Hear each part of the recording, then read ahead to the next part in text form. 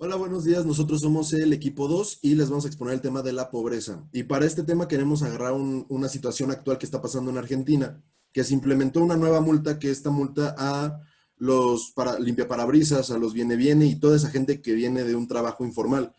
Y una de las comparaciones más importantes que se hicieron en este documento fue la que era Charles Dickens y Víctor Hugo.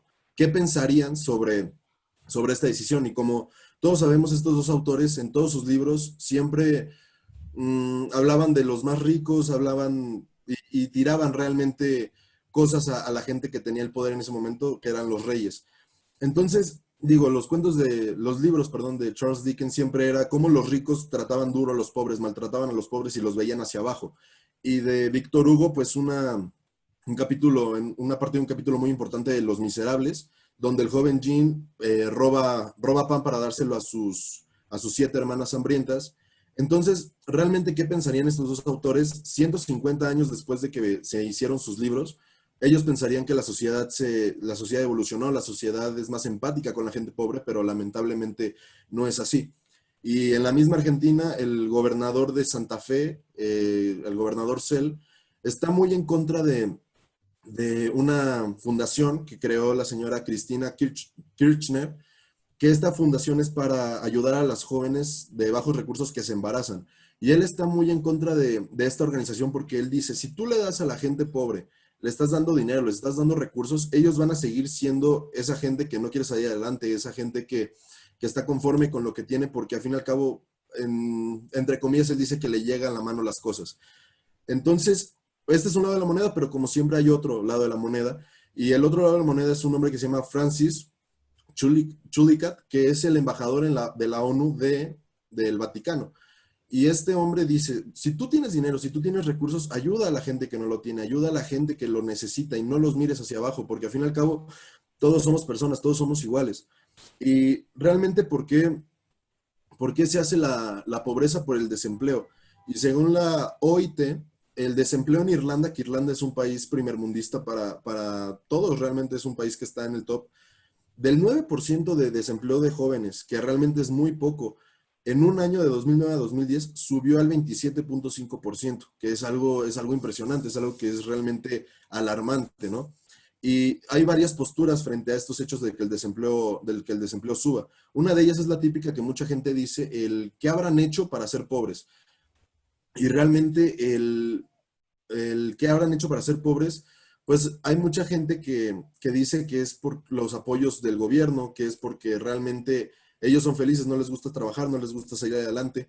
Pero este tema se lo va a hablar más adelante mi compañera Erika. Pero de esta mentalidad, una persona que realmente apoya a muerte el que habrán hecho para ser pobres es un hombre que se llama Michael Caine, que es del Tea Party. Y este hombre dice eso, ¿no? Realmente que los pobres son pobres porque quieren, que si tú eres pobre no tienes por qué envidiar al rico, no tienes por qué estar como en esa guerra de ricos, pobres y despreciando a la gente rica. Simplemente eres pobre porque quieres y podrías no ser pobre, pero esto no es real, igual se los van a explicar más adelante mis compañeras.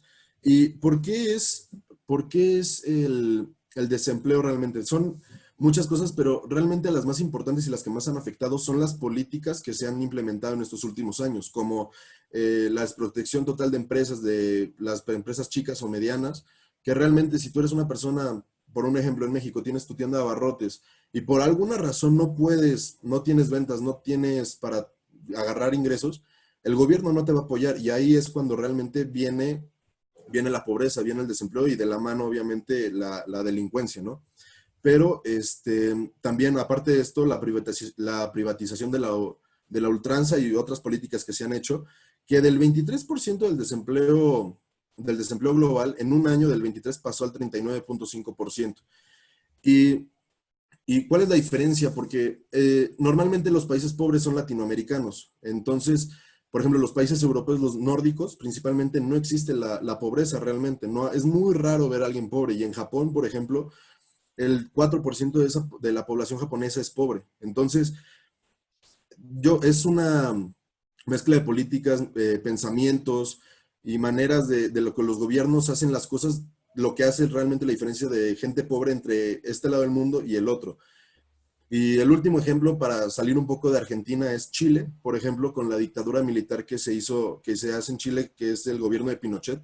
Del 20% de la población de Chile, que eran pobres y desempleados, de un 20 pasó a un 40%, el doble de esa sociedad pobre. Entonces, realmente ahí te preguntas qué es lo que está haciendo mal este lado del mundo para tener esos problemas económicos y de pobreza. Y bueno, las dejo con mi compañera.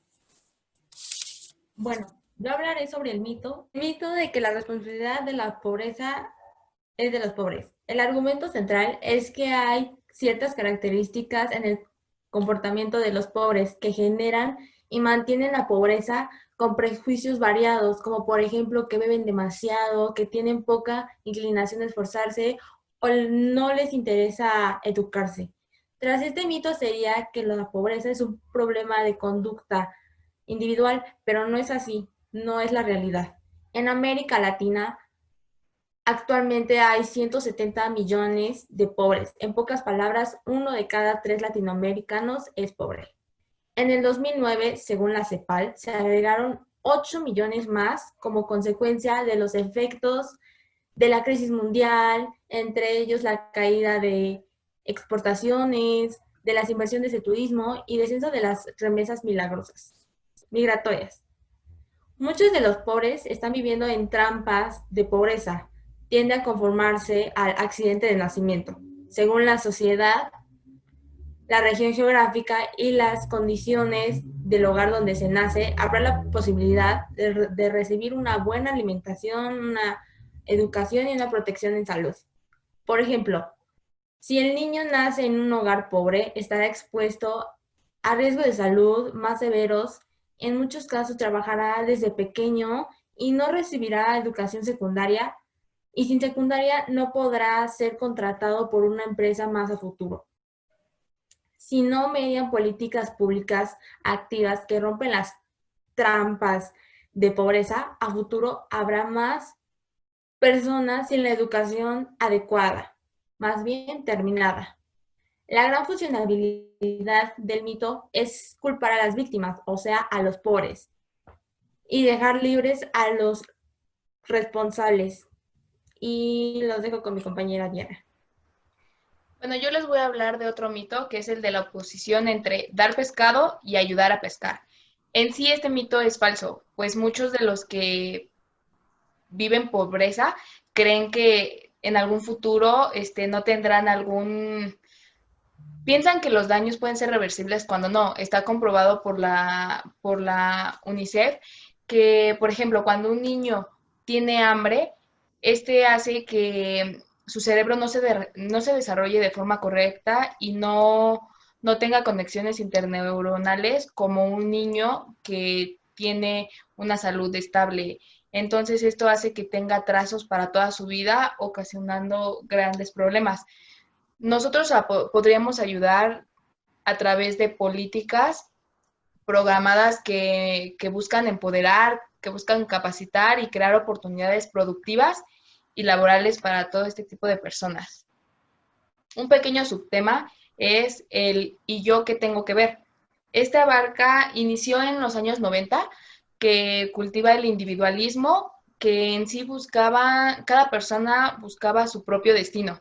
Esto se basa en que buscaban ser exitosos, buscaban escalar y acumular, pero para su propio beneficio. No se preocupaban por las demás personas de su alrededor, y si alguien se quedaba a llegar atrás o no alcanzaba por problemas ajenos a esa persona, las demás personas no lo veían como cómo poder ayudarlo, sino que lo dejaban ahí y pensaban que era responsabilidad de alguna organización especializada para ese tipo de personas.